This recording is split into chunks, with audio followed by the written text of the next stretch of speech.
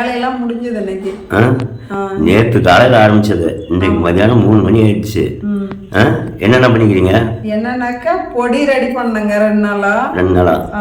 இப்போ வந்து என்னென்ன பொடி ரெடி பண்ணிக்கிறேன்னு பாத்தீங்கன்னா சாம்பார் பொடி. எங்க சூப்பரான சாம்பார் பொடிங்க, டேஸ்டா இருக்கும் சாம்பார் பொடி. அடுத்து பருப்பு பொடி. பருப்பு பொடி அப்படியே வாசமா இருக்கும் பருப்பு பொடி. அடுத்து பாருங்க இட்லி பொடி. இட்லி பொடி, இட்லி எல்லாம் போட்டு சாப்பிட்டா 4 இட்லி சாப்பிட்றவங்க 8 இட்லி சாப்பிடுவாங்க. இது பாருங்க. அடுத்து கருவேப்பிலை பொடிங்க.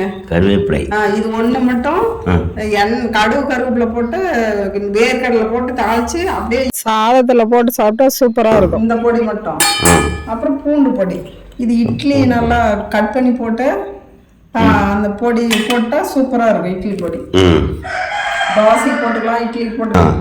இந்த 4 பொடியுமே தோசை செய்யும் போது மேல போட்டு செஞ்சு சாப்பிட்டா தோசை சூப்பரா இருக்குங்க. எல்லாமே நீட்டா இருக்கும். வரைக்கும் உட்காந்து எல்லாம் வேலை முடிஞ்சாச்சு. இந்த வீடியோ நாளையில இருந்து ஒவ்வொன்னா போடுவோம்.